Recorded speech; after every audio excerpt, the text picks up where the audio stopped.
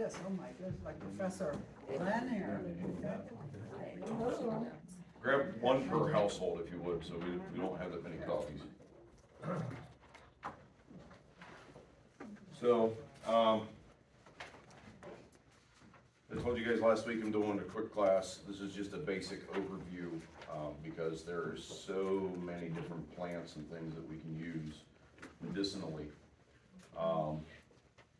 I don't think anybody in here is old enough to remember back before they made medications in a lab. But at one point in time, all of our medications came out of plants. Some of them still do. Aspirin. Aspirin is still extracted from plant matter. The narcotics that are predominantly used in the hospital system are derivatives of poppies. It's where opioids come from. So, but we still have a lot of stuff out here. God knew what he was doing when he planted the garden. Amen. So, the handout that's going around, make sure everybody gets it.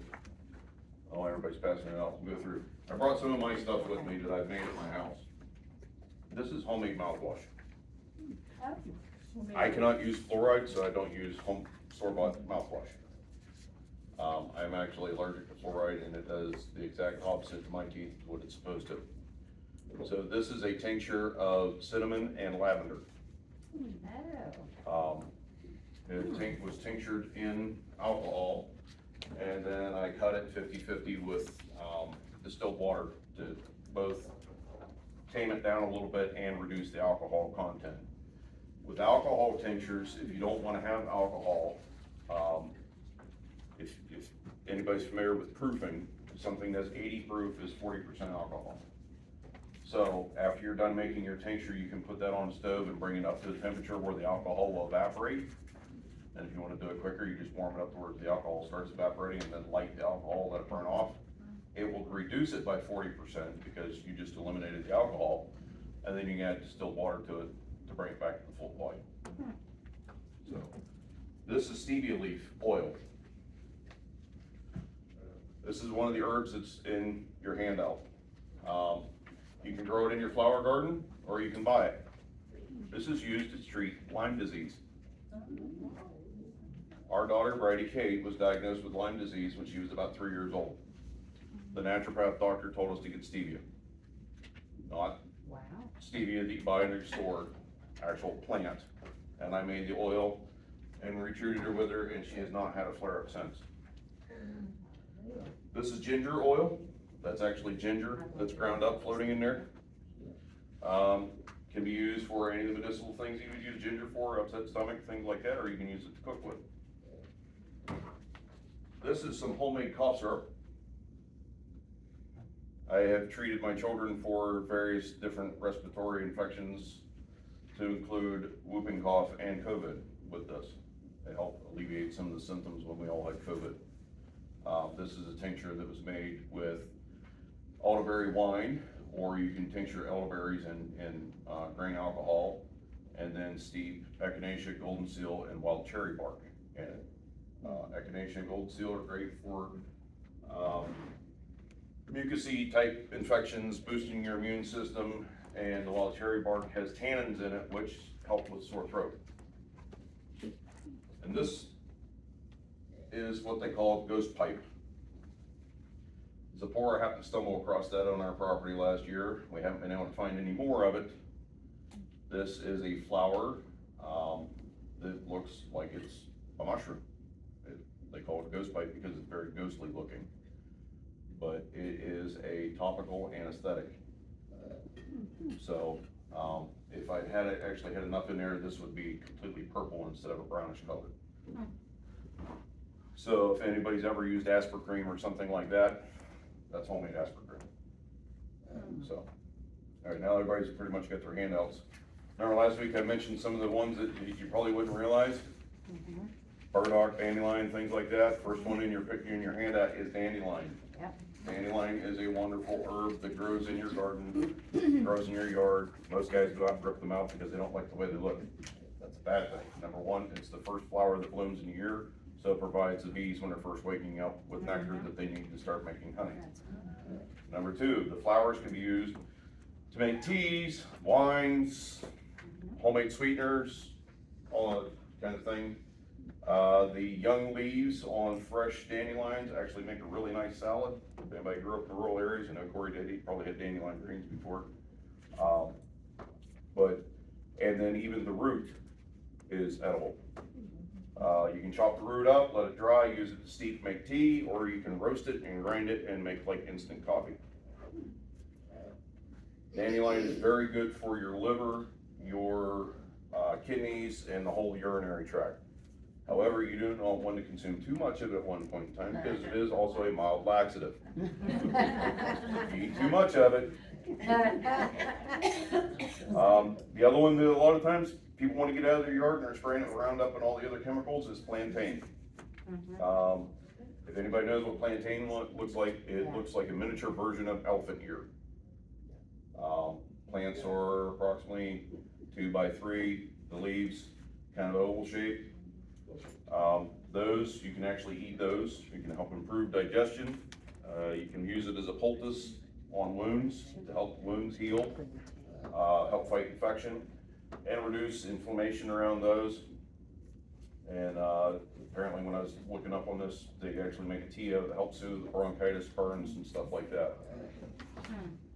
Burdock, the bane of anybody that likes to go hunting, or you have a dog that likes to run through the weeds. Burdock can be used to help reduce blood sugar.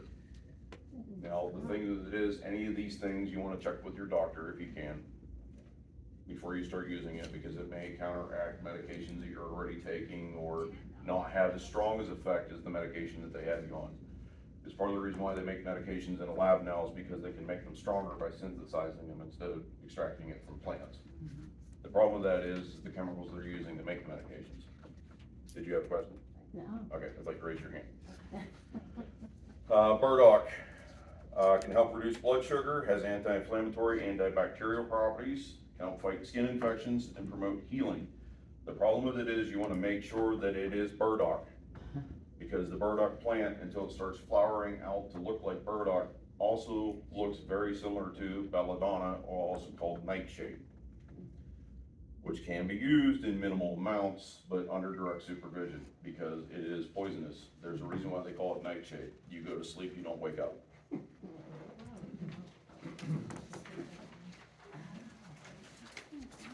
Hey, Mike, is that related to like some of the, like tomatoes and eggplant that are called nightshades? Or is that something different? Some of them are related. Like I said, belladonna can be used in small amounts, but it's recommended in very small amounts because in someone that is educated and familiar with the herb, because if you do slip up and give yourself too much of it, you're making a trip to the hospital, and hopefully that's not your last stop. Tomato plants are related to belladonna.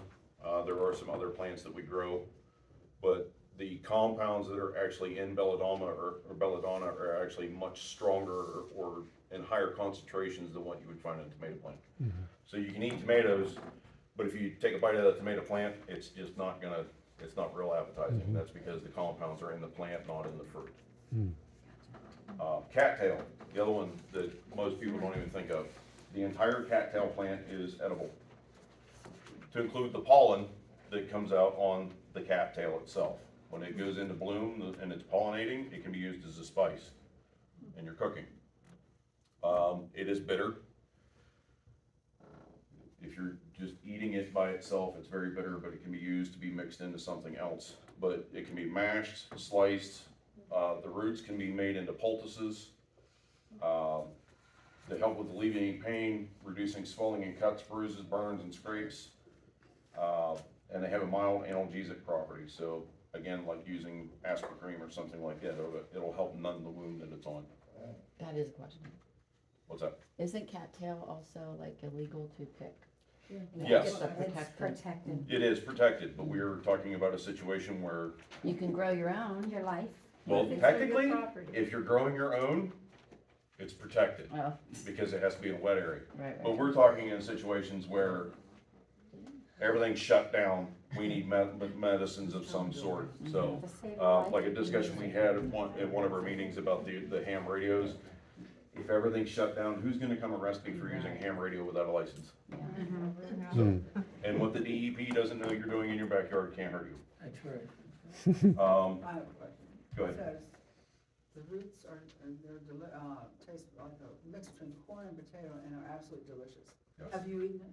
I have never eaten the root. I have used some of the pollen, for seasoning, and I can't even describe what it tasted like. It was many, many years ago, and it was one of those things that my grandfather was like, here, try this. I'm like, what is it? Cattail. So, because all I knew about cattails is you go up and run your fingers on them and they make the little floaty things go Yeah, everywhere. yeah. As I started getting into herbs, everybody in here I think knows my wife. She's a midwife. She uses tinctures and herbs. I became her drug dealer. She was talking about how she was almost out of something, and I picked up the ball and read it, and like, I can make that. And I did. I made her a quart of it. She's used about 4 tablespoons of it since then, and that was roughly 12 years ago. Because what I made was much stronger than what she was buying. Hey, Mike? Yeah. Tincture and poultice are 2 words that are not common in my vocabulary. Could you just refresh our memory? Tinctures. So a tincture is when you put herbs into a liquid to extract the good stuff out of the herb. So this is an example of a alcohol tincture. So I put the herbs into, I buy cheap vodka, I think it's 80 proof, let it set for a couple of months depending on what I'm making, strain the herbs out of it, and then, like I said, with this, I cut it with distilled water. So this is an alcohol tincture. That then can be turned into a water tincture by removing the alcohol from it and adding additional distilled water to it. This is an oil tincture. So this was basically you submerge this jar without the lid on it in a crock pot with water level up beyond where the oil is, and you allow it to cook for about 24 hours on a low heat. The water comes to a simmer, it heats the oil up inside, but it doesn't burn the oil, and then that in turn starts pulling the good stuff out of the herbs. What kind of oil is it? This is actually olive oil in here. Extra There's virgin. different oils that you can use, olive oil, avocado oil, depending what you're making it for. So I usually use olive, avocado, or coconut if it's going to be something that I'm going to be eating or consuming. If it's going to be strictly on the skin, then I'll use vitamin E oil or something like that that's on the outside. You can eat vitamin E oil, it just doesn't taste very good. Hey, Mike, while you're on the subject, do you want to comment, and I'm just kind of, we've not cleared this first, but on the value of using those oils as opposed to seed oils? Like soybean, corn oil, Well, yeah. industrial oils, industrial oils. Part of the problem with seed oils is because of the GMO process. They want to make it more blight resistant and stuff like that. So the oils themselves have become tainted. Sesame oil used to be one of the best oils that you could use. Yeah. If you can get it from foreign countries where they don't allow all the GMO stuff, sesame oil is still a very good oil. But you want to stay away from canola oil, vegetable oil, corn oil, things like that. You want to stay away from those. And Grapeseed oil is actually a good one. yeah. Well, But depends on where you get it. Watching YouTube, Yeah. and they were saying it's still a seed. Right, but it depends on where you get it from. The reason why is because grapeseed oil, grapes are actually good for the heart. In moderation, like anything else. So grapeseed oil is actually good for cholesterol levels and stuff like that, but you have to be careful where you get it from. And not only that, that's all true from my understanding, but also like corn oils and those, they heat them to such a high temperature, they destroy the oil. They get rid of most of the beneficial properties They're of like it. motor oil. So, to the second part of your question, Jeff, a poultice, basically you're mincing or pulverizing an herb to the point where it's a paste. You pop it in your mouth, chew it up, spit it out, and you get a wad of stuff that you can put on a wound. You can chop it up, grind it up, whatever. A poultice is a paste made from the herb, specifically with the herb. So, here, the next one is something that really my wife pointed out to me here not too long ago. cause we saw these weird plants grow alongside the road, and we're like, what is that? So she looked it up, it is called mulling.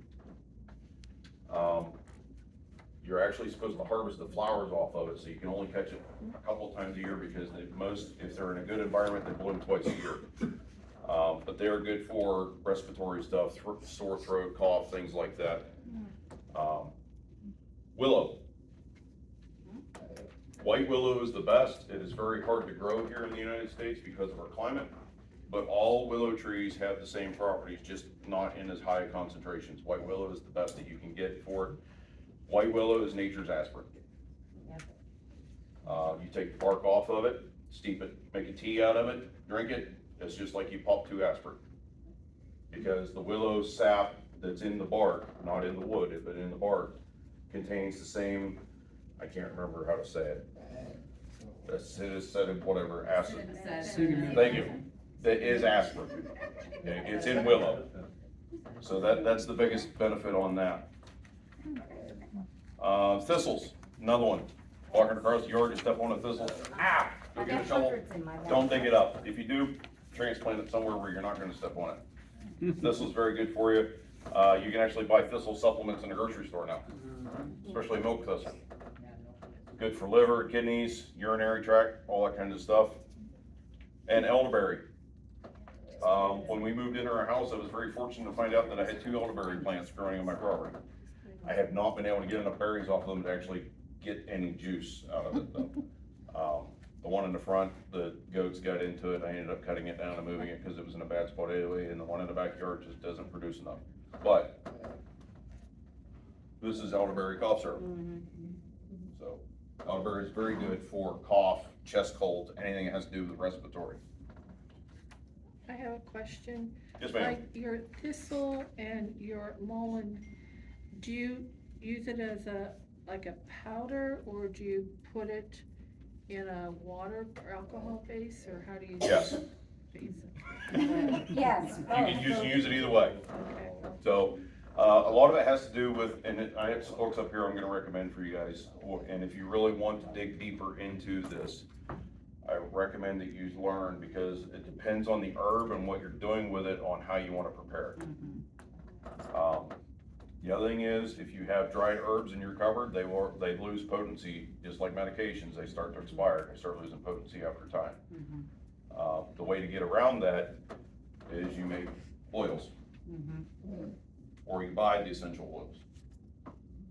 So, that ginger will stay in that oil for years, because it's cooked and it's completely submerged in oil. There's no oxygen or anything getting to it. It will not rot in that. So, common spices, garlic.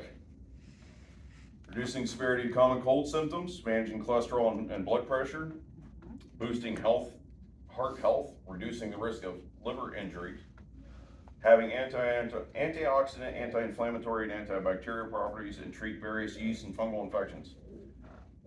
I don't want to embarrass anybody in particular, but ladies, garlic is a natural treatment for yeast infections. And yeah, you take a clove of garlic and do whatever you need to with it.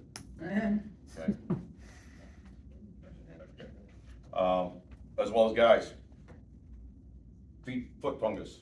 Start getting athlete's feet, something like that. Break out a clove of garlic, bruise it, rub it around on your feet. It'll kill the fungus growing on your feet. That's cool. There's other ways to do that, but if you want to know, talk to me later. I've used garlic in oil, like, and for ear infections. Yes. My son used to get ear infections all the time. And when somebody told me about that, I started using it. And garlic is another one, like the ginger. You can do it, cook it in the oil, and just leave the cloves in the oil, because then you can pull a clove out, pop a clove in, and eat it. It kind of tames the burn and bitingness down on it, because it draws some of that out into the oil. Then you have the oil available also to use. That's the best part of a clove. You can put garlic in honey. I had a Yep. jar, and I kept putting garlic in the honey. And what do you do with it? Eat it. You cook it in the honey, and then you can use the honey for cough syrup. or you can use it to sweeten things, and you've got the antibacterial and antimicrobial stuff. The garlic is now in the honey, and you're consuming it. Oregano. Oregano is your spice-covered penicillin, basically. Oregano is very good, especially fresh oregano is very good for fighting infections, both internally and on your skin. If you're using it in the oil form, though, you need to be careful, and it should be mixed with another oil, because it is actually considered a hot oil, and it will burn the skin.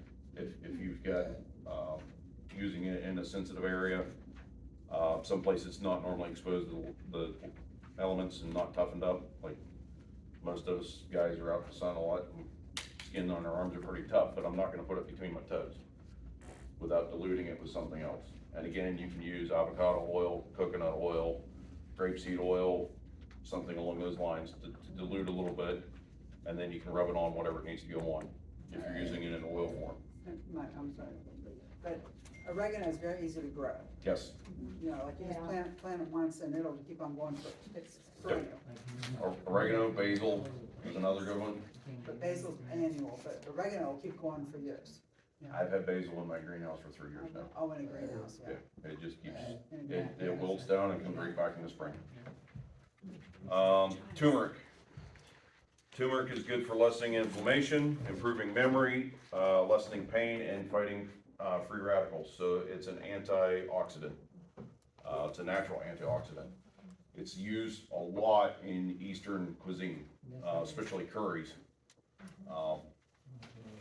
It is best if you use it in conjunction with fresh black pepper, though.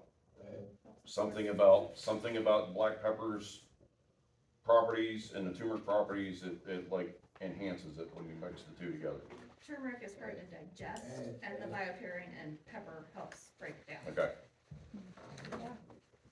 Basil, you can use it on snake bites, relief from colds and inflammation with nasal passages, reducing oxidative stress, improving cognitive function, and fighting cancer. That one I don't know about. I've never used it to fight cancer. I have used it for most of those other things, though. Ginger. Who here doesn't know what ginger is used for? Got an upset stomach? Ginger. Okay. That's part of the reason why we have that. The ginger oil. There was a stomach bug going through the house, so I made that, and then we were making breakfast smoothies with it. People were drinking the smoothie. I did the same thing with the stevia oil. That's how I got it into Brady Kate. I would make her smoothies in the morning and put a tablespoon of the stevia oil in her smoothie, and she drank it down without any problems. So, rosemary is another one's good for alleviating muscle pain and spasms, improving memory, boosting the immune system, circulatory system, promoting hair growth, and treating indigestion. Cloves. Has anybody ever used clove oil? What's that? Yeah, essential oil. Okay, clove. Clove is not only antiseptic, but it is, or antibacterial, but it's also an antiseptic. It has numbing effects. Clove is a hot oil too, in a sense that you don't want to get it in your eye. But if you got a toothache, you put a little bit of clove oil on your finger and rub it on the gum, and it'll actually numb. It doesn't, most of these herbs do not have the same lasting effects as what you would take medication. So if you take an aspirin, it's gonna last longer than if you drink a cup of willow tea. If you put clove on your gum, it's not gonna last as long as if you used, Oragel. Okay, so you have to use a little more often. The benefit to it is though, unless you've mixed up the belladonna for your burdock, you're not going to overdose on it either, because your body's processing it just like it does food. So your metabolism will help burn it off as you're going. So they're cultivated herbs. Comfrey. Ooh, where's she at? There she is. Native American history. Bone knit. I'm sure you know what that is. Okay. The Native Americans called comfrey bone knit. They would use it to make a poultice and put it on broken bones. And it would actually help stimulate bone regrowth. It is wonderful for soft tissue injuries, as well as lavender. You make a poultice of it, put it on the wound, on your arm, leg, whatever, put a bandage over it, and something about the oils in it actually helps stimulate, tissue regrowth. Ask Mickey about the comfrey paste that she's just made this recently. We have a rather large comfrey plant in our front yard. What does it look like? So, there is a herbal concoction that the midwives prescribe or recommend to women that are giving birth called sitz bath. They make a tea out of it and they sit in it to help heal things and alleviate pain and stuff like that, or the afterbirth. So, especially if they've had a tear or an episiotomy, it will actually help regrow the tissue. So with a lot of these things growing in the summer, how do you, for winter, what's the best way to harvest this stuff to keep it preserved? And that depends on the herb. Right now I have peppermint and basil hanging in my kitchen upside down. Big handfuls of it that we took out of the greenhouse. We needed to cut it back because it was getting too big. So, tie a string around the stems, hang it up, let it hang up there until it dries. Pick all the leaves off of it, crush them up, put them in a jar, stick them in the cupboard. Burdock root, you want to dry it. The plant, anything that's wet, you want it to be dry before you store it. So a dehydrator or? Dehydrator could work, but again, it depends on the herb. Some of them you want them to dry naturally, other ones you can dehydrate. So that's where it gets more into, herbology is a huge, like, you could go down a rabbit hole and come out in China. Because there's so much involved in it, depending on what herbs you're using, how they need to be prepared, how you're planning on using them in the future. It all depends on how they're going to be stored. A lot of them can be ground into powders, and then you can store it in a Ziploc bag in a cool, dry place. Other ones you want to keep it in a leaf form, because it depends on whether you're going to be making a tea out of it, or if you're going to be using it in an encapsulator, putting it in capsules and taking it that way. Recently, I started taking nutmeg internally. I mixed it with, can't think of the name of the other herb, but they're powders, and I mixed them together equal parts, put it in a capsule, and took it because it helps with blood sugar as well as digestion. So, yarrow makes great poultice for treat skin wounds and lesions and aid in healing. Bee balm, skin antiseptic for infections, rashes, wounds, freshens the breath. Break a piece off of it, chew on it, helps get rid of your halitosis. Use treatment for depression, never used that. Relief for upper respiratory ailments like colds and flu, curing common ailments such as cold, headaches, and sore throat. Peppermint aids in digestion. Usually what you see it as, right? If you go to a restaurant, there's little peppermint candies at the register.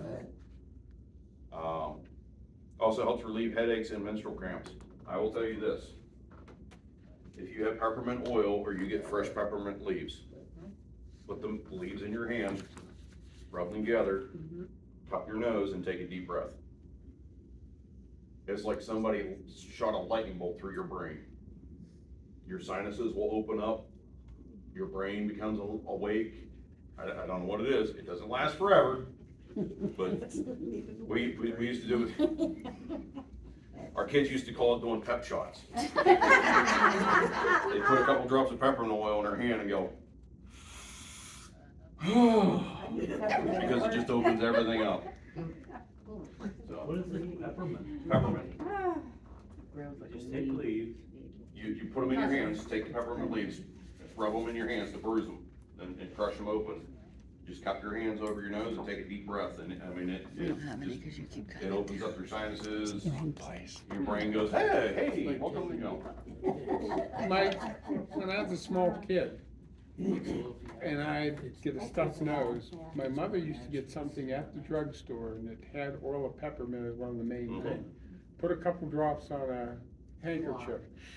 Yeah. Man, everything was open. Yep. One of the oil blends that we use is actually called Breathe. It has eucalyptus, peppermint, and a couple other oils in it. And a couple drops on a tissue, and starts opening things up. So, it's also good for freshening your breath, you know, get minty, fresh breath. Stevia helps reduce cholesterol, can lower blood pressure, and may fight Lyme disease.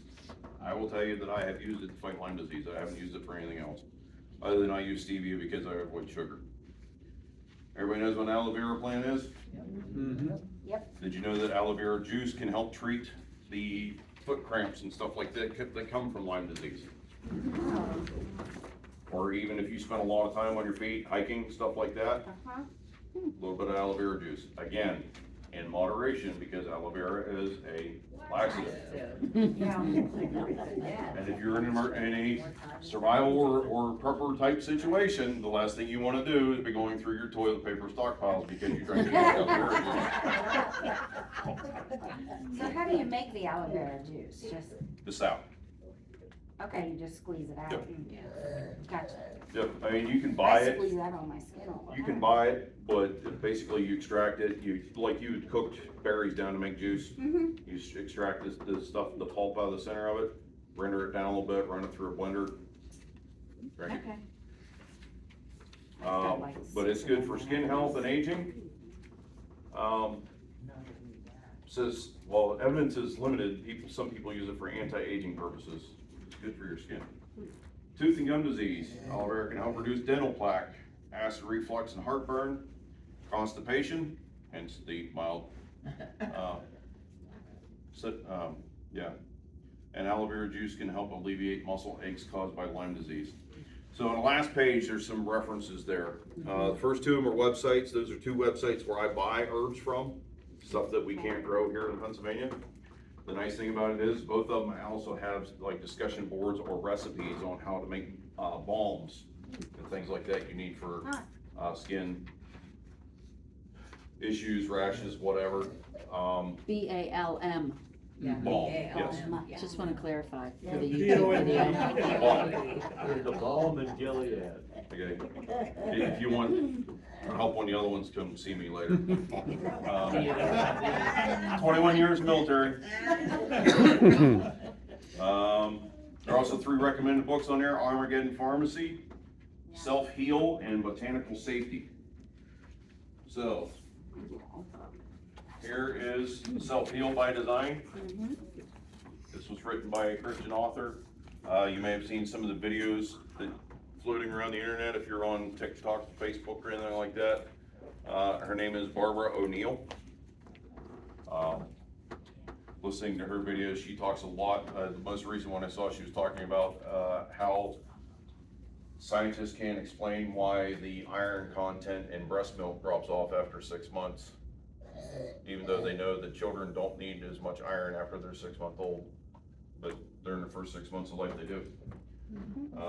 Here's another one. We just got these. This is the Armageddon Pharmacy. This is basically what you want to have stockpiled. If you can get your hands on it now, I would recommend it. Have it stored some way as far as the herbs, not necessarily the book, if you want the book, by all means. But the herbs that are listed, your apothecary, you want to have them stored in a way to where 2 or 3 years from now, you're not going to need more herbs and can't get them. And this is one that my wife just bought me. This gives you an idea of how much you can go down the road. This is basically an encyclopedia of herbal medicine. All the different types of herbs that are out there, what they can be used for, from A to Z. So unfortunately, there, first one, it's A to Z by their Latin name, black cohosh. Okay. So this is an encyclopedia of different herbs and their uses and what they're used for. This is one I picked up the other day. It doesn't necessarily have anything to do with herbal medicine, but I'm more than willing to share this with people if they want to look through it. I just got it the other day. The book by itself is $50. I got it on a deal along with 3 digital books, or 2 digital books. I didn't pay near $50 for it, but when I looked it up to see how much it cost on Amazon, this book itself is $50. So, but it's different things, making water collection, stuff like that. How to set water collection points at your house and things like that. So if something's going on, you have water to water your garden or flush your toilet or whatever. So, it's pretty much what I have. Like I said, it is, when you start getting into it, I actually had to pull back because I was going so far down into this, I had forgotten about everything else going on in my life. I was like, wow, I can really make that with herbs. So, but I just want to kind of give you an idea of the common plants that we have growing around our houses or might be in our spice cupboard or something you can even put in your flower garden. We have yarrow, we have bee balm. My wife come home with these plants, I'm like, what is that? It's yarrow. Okay. I wanted you to talk about the egg thing that you do. Okay, water glassing. Water glassing eggs. Number one, you cannot water glass store-bought eggs. They have to be farm fresh. The reason why, anybody that's been in a farm, when a chicken lays an egg, it has what they call a bloom on the shell. It seals the shell. When you buy eggs in a grocery store, they have scrubbed that off. Okay? So you want clean, not washed, but clean, farm fresh eggs. You place them in a jar and you mix 1 ounce of pickling lime to a quart of water and pour it over your eggs. Seal it in an airtight container, set it back on your shelf. They will last for up to a year that way, because the bloom, something about the way the pickling lime reacts to the bloom, it basically puts a seal around the egg. Like a vacuum pack. Almost, and they're not exposed to the air, they're not exposed to the water itself because the pickling lime's mixed into it.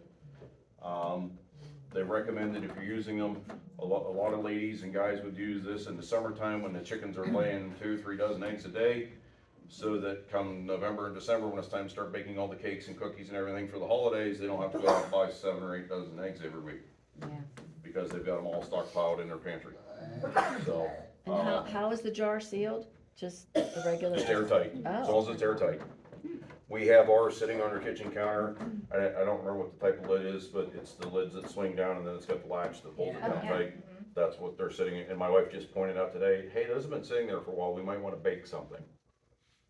And you've done this already for a year even? Oh, yeah. Yeah. Yeah. 2 or 3 months ago, I pulled out a half dozen of them and made scrambled eggs. And they were a year old? Yep. Wow. Almost a year old. Give me the recipe one more time, a quarter. It's 1 ounce of pickling lime per quart of water.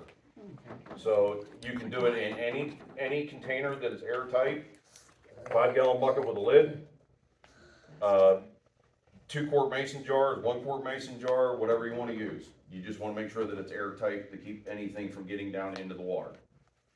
So, do you wanna hear a fail? Yeah, sure. You wash the eggs. So, no, I didn't wash the eggs. I used not pickling lime, and I don't know if it was that, but they said that you could use the other lime that construction lime. And so I tried that, and I don't know if that was what the fail was or not. It could have been that the eggs were too fragile, if you don't have good calcium in your eggs. So, anyway, don't worry about whether you're gonna eat something rotten, you'll know. It stinks. The Well, lid at was least you tight. didn't have your lime content too high because it actually would have cooked the egg. Well, and the other thing is if you're gonna try it, and that's why I did, I just wanted to see if I could do it, and I couldn't. So, but if you're gonna do it, don't do it in the biggest, don't do it in a crock.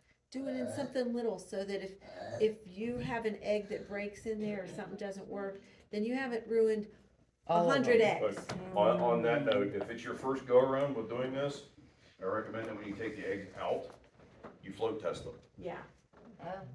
So, and to float test them, all you need is a bowl of water that's deeper than the egg is tall, and you drop the egg in it. If it sinks all the way to the bottom and it's laying on its side, it's just as fresh as it was the day it was laid. If it sinks all the way to the bottom but it stands up a little bit, it's still good to eat, but you want to use it. It's kind of like the eggs you buy in a grocery store. It's starting to get old, but it's still good. If it floats or if it comes up off the bottom, use it to feed the pigs. Okay? You don't want to eat it yourself. Kill the pig? No. Pigs can eat anything. Pigs can eat pretty much anything. You had said you clean the eggs, but don't wash. No. No, you don't wash them, but you want them clean. Okay, So- how do you? Well, right, when you gather farm fresh eggs, There are times when a hen will lay an egg and it looks like it's been washed. Mm-hmm, There's other times when a hen will lay an egg and it looks like it has been rolled through the pigsty, okay, okay? Alright. So you want the eggs that look clean when you collect them, okay, not washed though, because when Oh, they're yeah, washed, chickens. the bloom comes off of it. Yeah. So, looking at that for food type stuff, I know Alana and Frank talked last week about food stuff. Chickens are a wonderful source of protein, mm-hmm, especially if you get a good quality laying hen. There are certain breeds of chickens out there that one hen will lay upwards to 6 dozen eggs a day. A day? Or not dozen, I'm sorry, 6 eggs. Oh. 6 eggs a I was day. like, wow. that poor 6 chicken. eggs. There are chickens that are actually called death layers. Wow. There are chickens that are called death layers because a laying hen is only good for when they're about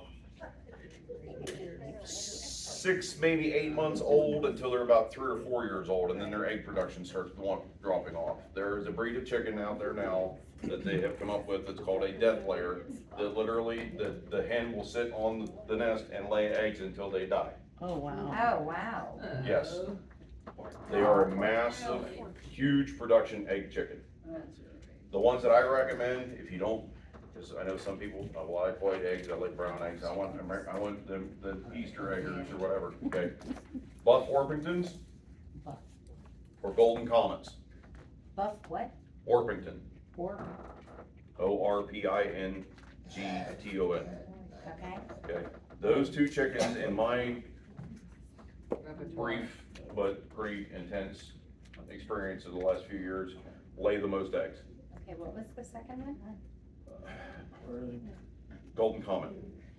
Golden, The Golden Comets that I had, and they're hard to find, the Golden Comets I had before were laying, each hen was laying somewhere between 3 or 4 eggs a day.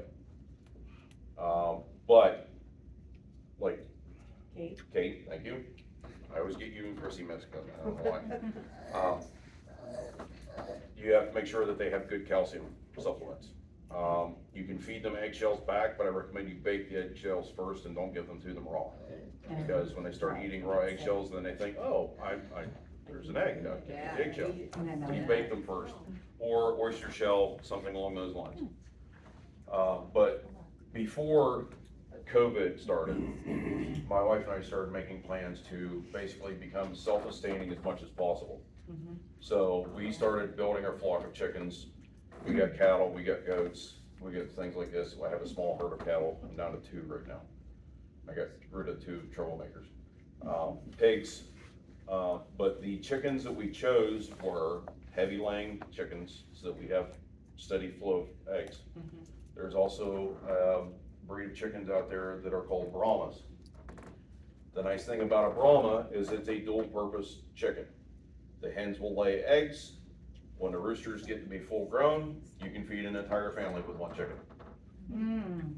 The Brahmas get big. We're talking like small turkey size. wow.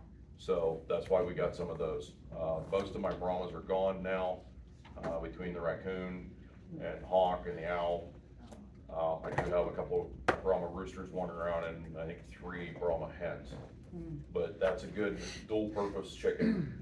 Because when you buy meat birds, when they get to be about 8-10 weeks old, you have to butcher them or they literally will poop their guts out. Oh, I had that happen. I didn't realize you had to do that with meat chickens. I was like, yeah, they're getting pretty big. I should probably butcher them. And the next week I had chickens laying dead in my yard and they had entrails. Yikes. So, Okay. so meat chickens, you want to watch out for egg chickens. If you don't want a rooster, tell them you want pullets. Pullets are just laying hens. They're young laying hens that haven't started laying eggs yet. I know some people live in communities where you're not allowed to have any chickens, or if you can't have chickens, you can't have a rooster. You don't need a rooster unless you're planning on having baby chickens, or you actually have a good rooster that protects his flock. I'm fortunate, I have roosters that kill weasels. They wouldn't kill the raccoon though.